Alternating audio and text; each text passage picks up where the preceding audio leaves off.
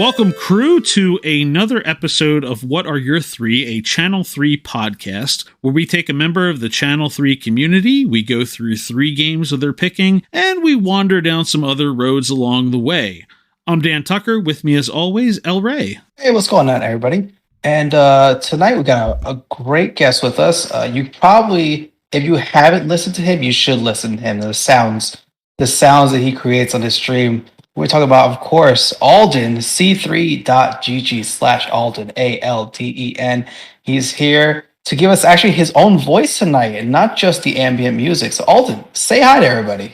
Hey, what's up, everybody? Probably less pleasing than the ambient music is my own voice, but it's good to be with you. I don't know, that voice, that sounds like a voice that should be heard. I like it already. Let the dulcet tones flow. We get it on the stream, though. When you stream the music, we get some real-time Alden voice action on there, but otherwise when you're doing it on the Spotify or anywhere else, it's just vibes. Yeah, the live streams are kind of, I don't know. I feel like I don't have anything to say really that's like meaningful or impactful. So I feel like it kind of kills the vibe if I start, flapping my gob. Your voice works with it though. It all kind of flows. So give it a little introduction, it all works. But it's nice, excellent, especially for me, just kind of relaxing on a drive or working in the office. You need to kind of center yourself. It's always good for that. I appreciate it. Thanks. Well, we are here to talk about 3 games this evening. We are going to start with game number 1. You sent us The Lord of the Rings, The Two Towers. That's a 4.2 rating on channel3.gg. I'm going to just say it right now. Surprisingly good movie tie-in in an era where, outside of maybe Spider-Man at that time, I don't really know if the movie tie-in games went really well. Tell us about Two Towers. Definitely. I'm a sucker for story-driven games. I think if you've been on Mario Kart with me, for example, or any of really like the competitive Channel 3 events, you'll notice that I'm not much of a competitive gamer. I'm just there for the hangs and the good time. But the story-driven games are kind of where it's at for me, or where it all started. And so The Lord of the Rings, The Two Towers, in terms of like chronologically, like that's really where that story-driven, like cinematic gaming experience kind of started for me. The way that the movie tied into it, or rather the game tied into the movie, the way that they captured all of the voice acting and just fleshed out the scenes for you to like immerse yourself into that was just really creative and something that I grabbed onto really early on. So what was your go-to character? You got to pick between what was it? Aragorn, Gimli. Gandalf wasn't an option for the Two Towers. No, he didn't come in until the Return of the King. So it was just the 3. Yeah. But then you did get to unlock Isildur if you played through the end of the game. So well, I did not. Fun. So that was a college apartment, like interchange, kind of hanging out with people. Just kind of played it a little bit for me. Yeah, for sure. The progression system into it, they didn't add co-op in until the Return of the King, but even so, like I had a similar experience playing it with a buddy of mine. We stayed up all night one night and just played through the whole game, just because we were big Lord of the Rings fans at the time, and still are, of course. But there's nothing like dropping yourself into the middle of a game and taking your character to the end. Even though you kind of know what's going to happen, it's like you actually get to experience it a little bit in a more tangible way than you do like just watching a movie. And I'd say it's probably one of the better movie to video game games. A lot of times you feel like those are kind of throwaways, but I remember that one like really being loved by people at the time when it was out. Oh yeah, absolutely. I think of the movie tie-in games. I think of that one, The Return of the King, of course, and then the Star Wars Revenge of the Sith game that came out shortly thereafter was really well done too. And so that we go to game number 2, which I mean it's definitely. This is one of my favorite games, and I played it either earlier this year, or late 2021. Ori and the Will of the Wisps. Tell us about that story, please. Yeah, absolutely. So I think that if you jump straight to Ori and the Will of the Wisps without playing the Blind Forest first, you kind of do yourself a disservice because you don't see the great progression that those games have, like the sequel over the original. the developers really worked hard to improve some of the game mechanics in the Will of the Wisps, and I don't think you fully get to appreciate that unless you play the first one. Which, I mean, the first one in its own right is a great story. Like, if you're not weeping 10 minutes into it, then you don't have a soul. Absolutely. But going to the Will of the Wisps, like, they just improve on the mechanics so much.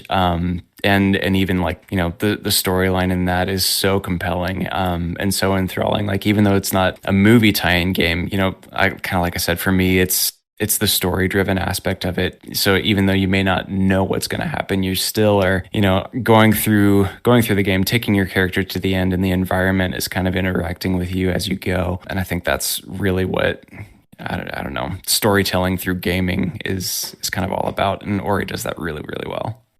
Yeah, I agree. And without giving too much away, I love those games or stories where you feel for the antagonist. It's not so one sided, like I'm the hero, I have to win, like that. They really tie in all the characters. You feel the backstory for all of them. Oh yeah, definitely. The best antagonists, have a great backstory, and you can empathize with them and kind of see where they're coming from and be like, okay, yeah, I can definitely appreciate how they got to where they are. Mm-hmm. Absolutely. I was going to thank you both. You've been very delicate with this conversation. I came in very apprehensive because I did download Switch, just had it in the eShop on sale. I did download both of them, but I'm like, I don't know how spoilery is this conversation going to get? And you two are dancing around this very delicately. On behalf of us who are seeing all the recommendations for this game, I thank you. Yeah, I mean, you can talk about the game just because, like Alden said, the story is so impactful. I mean, I'll say the music and the whole environment of it. I played it on an airplane going home on a red-eye flight. So I was in the dark, headphones in. I mean, that game just kind of encapsulates you. And like Alden said, you want to play the first one first.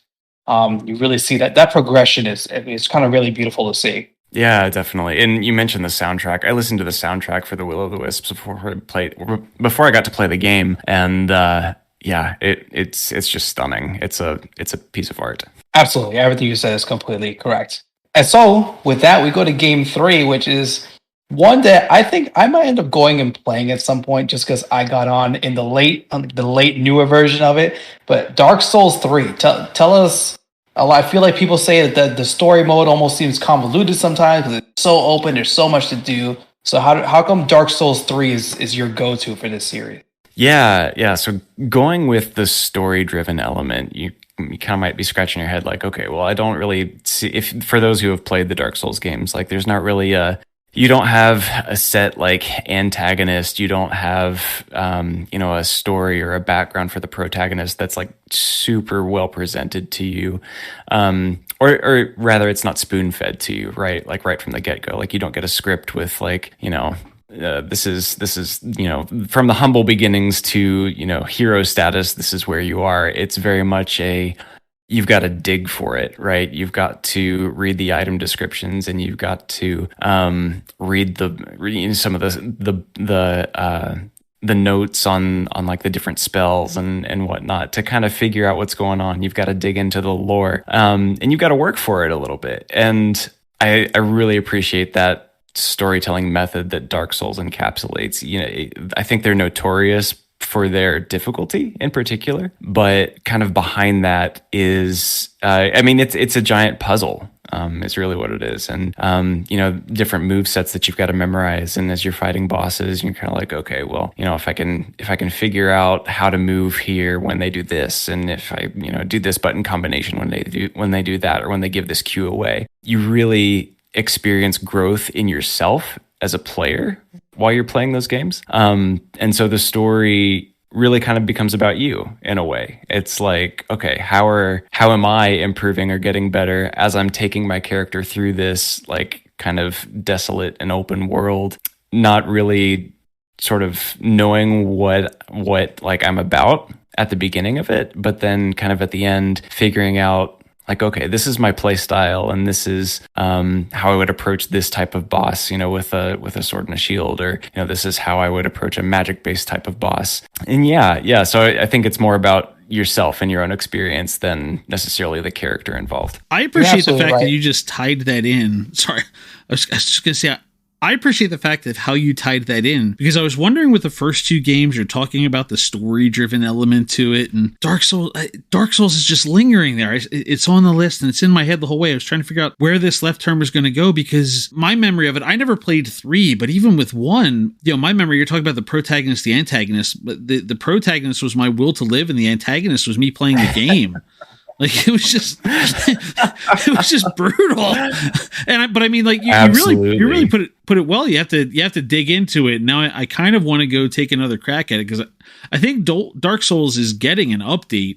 It may make me want to go back. I'm probably going to throw the controller after 5 minutes and say, no, I can't do this, but I do have to take a closer look at the lore, and I'm waiting. I was going to let Ray jump in here, because I know you got that Elden Ring tie in here. But thanks for walking me through and really selling me on Dark Souls far more than anybody has. That's all I had to throw out there. Totally.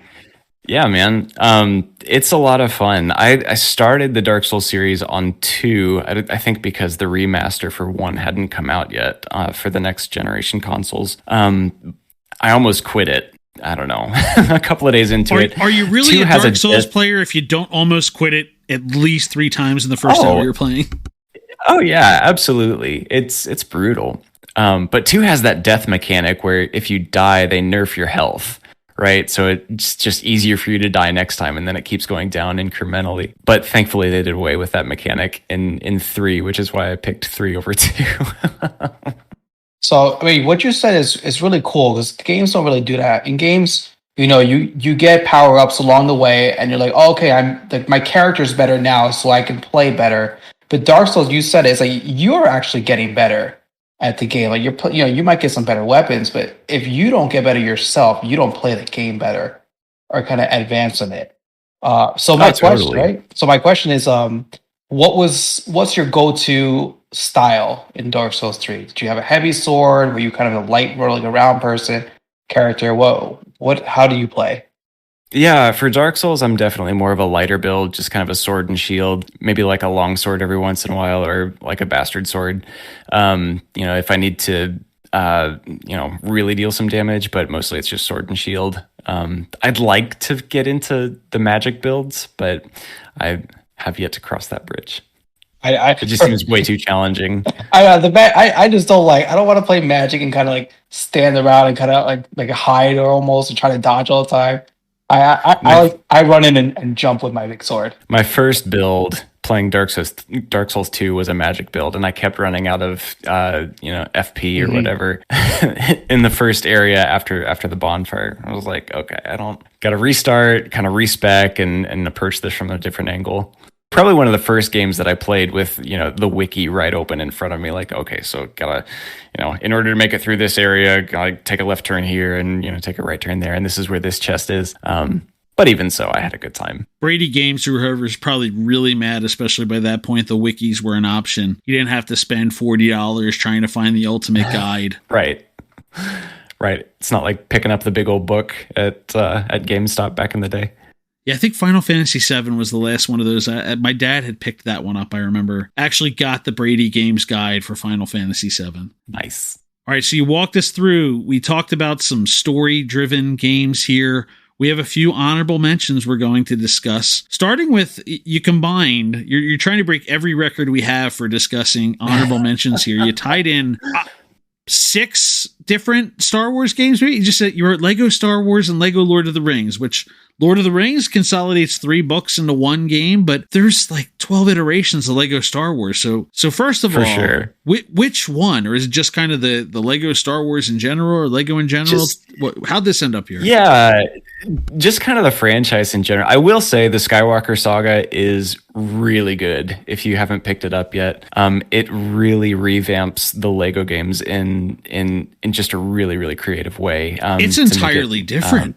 Fun. It really is. Like the combat, the shooting, the lightsaber fighting, like it's it's completely different. But I wanted to include the Lego games because as I'm having kids now and getting older, the story-driven element, it's kind of, you don't want to introduce your kids to, I don't know, cutting off the heads of orcs. Probably before the age of 10 or 12, right? So being able to play the Lego games as we're reading like The Hobbit and The Lord of the Rings together has been really fun for me. So my daughter and I read The Hobbit together earlier this year. We played through the Lego Hobbit game. My son loves Lego Star Wars. And so just being able to bring those stories and introduce them to them at an early age, the Lego games have allowed me to do that. And I really appreciate that. Yeah, those ones in particular are really good for getting the family involved, or especially getting small kids involved. There's a couple of the DC ones that have some really weird puzzles that don't work very well, but most of the Star Wars and definitely the Lord of the Rings, very easy puzzles to, not easy puzzles, but they're very manageable puzzles to work your way through. And once you kind of get the hang of it, you can kind of progress and you can focus on the story and just have fun with it. Yeah, definitely. Being able to make it accessible to young kids and, the rest of the family is really where it's at for me. So let's talk another family fun game here. The legendary, released 17 times. Have you played it on your Alexa? That's one of my questions I have to ask first of all here. 2011 Skyrim, the 4.5 rated. Listen, I love it. I'm here for it. I joke only because of the fact that we need Elder Scrolls 6 and we need Fallout 5 and we need all the like, but hey, take all the time they need if they're going to get it right. But you go off about Skyrim. Oh, yeah. Man, I spent my entire college career on Skyrim. Skyrim is one of those games where there's really no wrong way to play it, right? You kind of go through it and you just do what you want, and it's beautiful, and the soundtrack is amazing, and like there's really nothing wrong with it except for the opening scene that you can't really skip through. But in terms of the story-driven element there that I was talking about, like,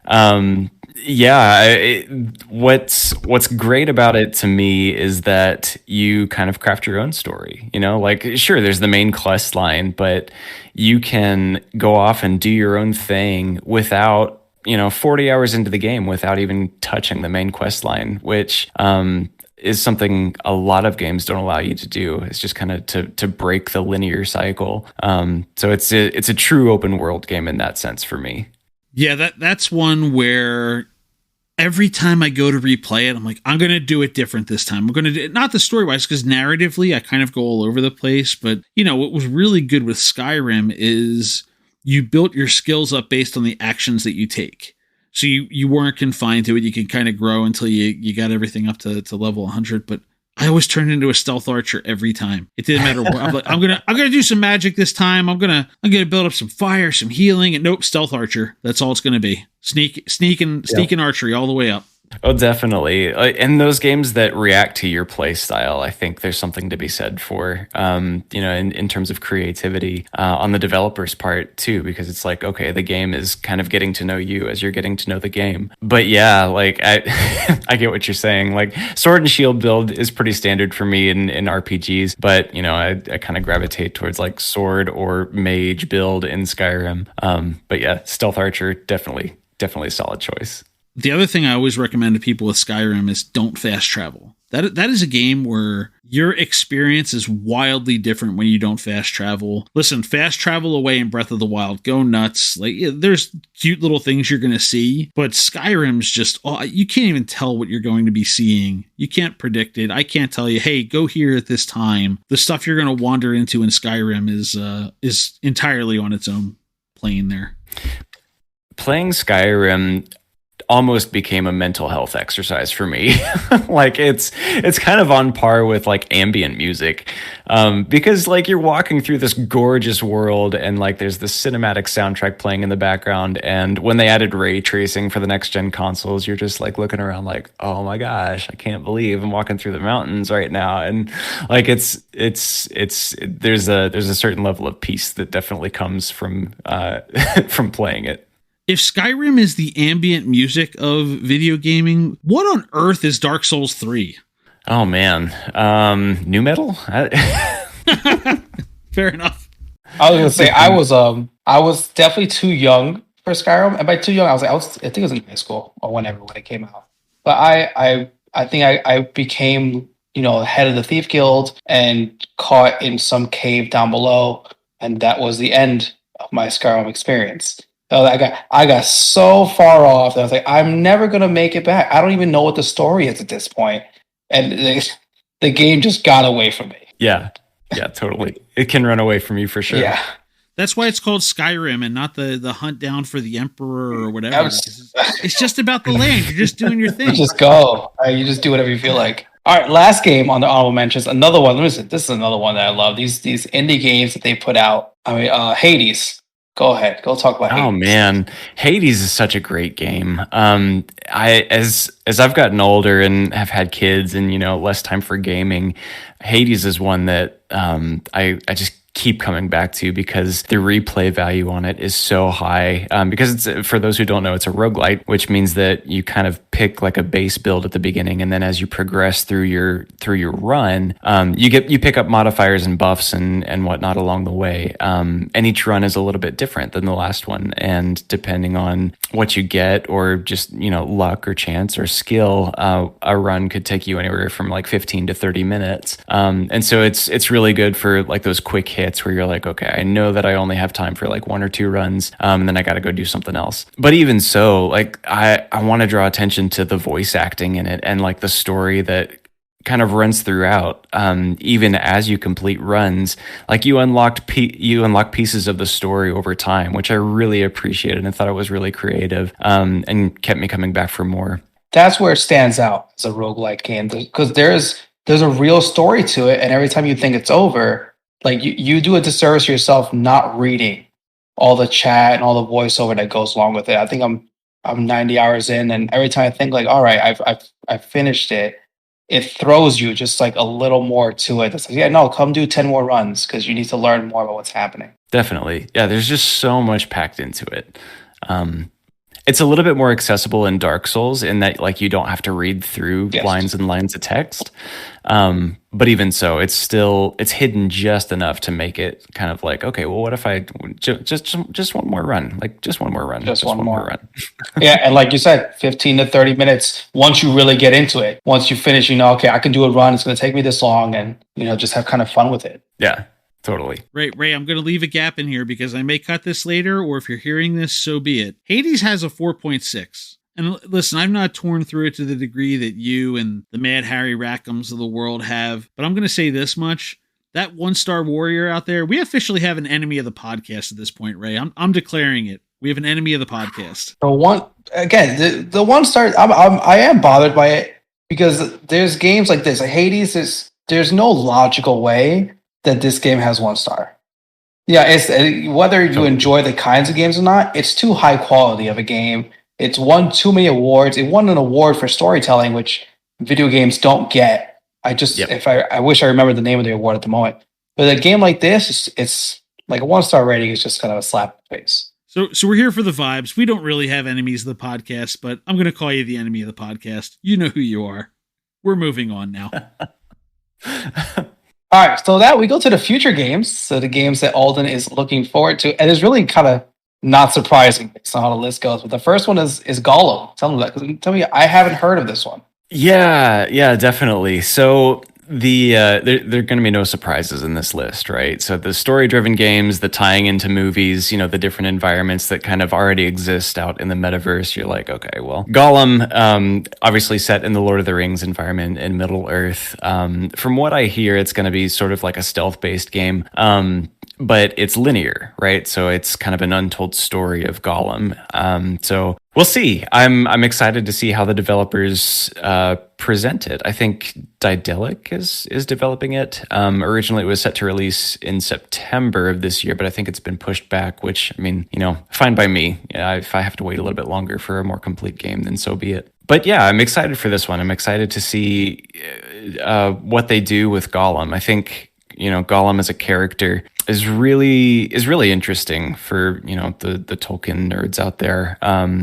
You kind of get into the character of Gollum and you realize like, okay, well, as much as he is a sort of vile and like revolted creature, you do still kind of have this measure of like, well, how could his life have been different if he had not found the ring? You know, what if?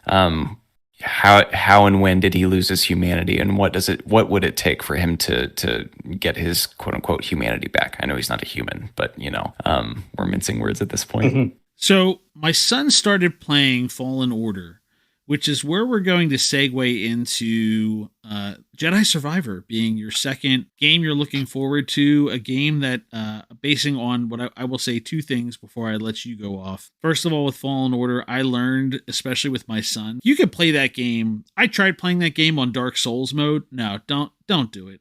Don't do it to yourself. This is a game where they literally declare it to say, hey, you're playing for the story. I don't think they even call it easy mode. I think they call it story mode, which is fine because it so captures the whole Star Wars universe and the whole like first level of the game where you're being introduced to it. The music's playing and you're in this Imperial shipyard looking around and just there is stuff happening in the background. And anyway, I'm going to shut up now and let you talk about looking forward to its sequel, Jedi Survivor. You know, Fallen Order did a couple things really well. It kind of like you said, it really just kind of threw you into the Star Wars universe in a way that a game I think hasn't or at least a single player like RPG hasn't in recent years. I'll say that Battlefront 2, the most recent one, did a great job of capturing the aesthetic of Star Wars. But I think in terms of like storytelling and pacing, like when you think about Star Wars, you think about like the original trilogy, A New Hope, you know, Empire Strikes Back, Return of the Jedi. The pacing of the storytelling is something that really stands out to me, and that it's not overly quick. You know, it's kind of slow and methodical, and it builds on itself. Fallen Order did that really well, and so that's one of the reasons why I'm looking forward to Survivor so much. Additionally, because of the Dark Souls mechanic, you know, if you enjoy the Dark Souls games, you know, it's the progression system feels very similar. Like right, you do a section, or sections are separated by checkpoints, right? And so you start at, you know, one checkpoint, you've got to work your way through, and you've got to determine which force powers that you're going to use. You've got a certain amount of force allocation that you've got to measure and keep track of along the way. And you've got to figure out where the enemies are and kind of how to take them down, because each one of them have their own like strengths and weaknesses. But the gameplay itself is just so much fun. I'll never tire of deflecting a blaster bolt in Jedi Fallen Order. So I'm excited to see what new mechanics they introduce in Survivor for sure. If, you know, nothing else than to see, you know, what they do with the story. You talk about the blaster bolt reflecting, you know, you see that and you're firing back at the stormtroopers. You're just in it. You get the some of the fancy moves with the lightsaber taking out some of the stormtroopers, and you're just cheering along with the game and kind of like just fist pumping it. Very curious to see where they go next. The one critique I have is just a lot of these games are just filling out space with, you know, 872 different lightsaber poncho combinations. They got to figure something out there to either just kind of whack that, because I will want to gather it up just to make sure I don't miss something, but it also serves no purpose. So it makes me kind of wonder. I'm like, ooh, what's over in that corner? Like, oh, it's another part. Oh, it's another piece. Like, no, let's just get the game going, guys. Time to move. Yeah. Oh, definitely. You nailed it on the head there with the unlockables in Fallen Order for sure. Like, I got sick of the different paint color combinations too. Like, it's got to be a little bit more, just more in Survivor. So I think they've gotten plenty of feedback like that. So I'd be interested to see what new unlockables they're going to introduce. On to 3, where I think we hit what is probably a game that is on the most Channel 3 anticipated lists, my own included, with The Legend of Zelda Tears of the Kingdom. So let's hear, what are you looking forward to? What are your theories? Have you spent time analyzing the total of 47 seconds of footage or whatever they've given us to figure out what's happening here? Or are you just waiting for May? Yeah, I'm just waiting for May. I'm not spending that kind of time going through the trailers with a fine-tooth comb. I think the trailers look really interesting and cool, but more of what I'm looking forward to with Tears of the Kingdom is just kind of more of the mechanics that were introduced in Breath of the Wild. I think with Breath of the Wild, you got a world of physics an open world of physics that was very unique to the gaming world. And so seeing how the developers expand on that and elaborate and, make tweaks and introduce different things like cooking recipes or different clothing sets or what have you, different things that you can do or alter about the environment, how you're going to be able to interact with the world around you is what I'm most excited for. The story's fine. Zelda itself is a little convoluted for me, in terms of timeline and the 15 different timelines in the multiverse. What are you talking about? I got 2,000 pages of books about 20 feet behind me here that I can help you with that if you need. That's amazing. Yeah, I'm not kidding. I have, there's those three, the Hyrule Historia, the Encyclopedia, whatever the third one was that I don't even think I opened up. And then there's the Breath of the Wild one. If you don't have that, if you have the means to do so, it's a beautiful art book around Breath of the Wild in particular. But I kid about the other ones, but I did have to walk my son through because he was asking me about it one day. I'm like, come here, son. I got the timeline right here for you, buddy. Good luck. Let me show you. That's great. I love it. Every time we have this conversation, though, or every time I think about Tears of the Kingdom, I have to remind myself, I am still of the conspiracy theory that they released Skyward Sword for a reason. And I have to remember to go back and finish playing Skyward Sword because if I'm right, I need to know what's going on because I never finished Skyward Sword. I got it on the Switch. It's ready to go. It's in the backlog, though. Got to get back to it. Yeah, there was definitely a dark ages of Zelda for me, I guess. Like I played Ocarina of Time, loved it, and then didn't touch a Zelda game for years after that. Just because it kind of fell off the radar for me. But there were so many of those Game Boy Advance and DS game, like they were releasing two. They tried to release 3 of them for one of them and just kind of bailed and went to 2, and they had third party folks working on stuff. It was all over the place. They did that with a lot of games when you had the Game Boy, then the DS, and then the PSP, and you had these series putting out games on all the systems as if people were going to buy every single system to play every game on it. It was weird. It was a weird time. Kirby was the same way, and Kirby's games were short. They weren't even full games. They were almost like EPs versus LPs for video games. Right. Yeah, totally.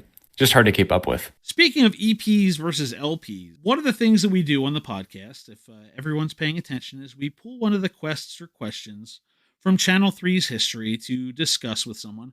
We don't give any warning for that one. We have a little back and forth, a chat about, hey, what are your 3 games and your honorable mentions and all that. But the thing we don't warn somebody about is what the quest is going to be that we're going to bring up. And Ray pulled this one for us beforehand. So Alden, it's only appropriate as we tie in the ambient music, the weathering grains, and everything you have besides the video gaming that you're known for in the group, and ask you, tell us about your favorite game soundtrack.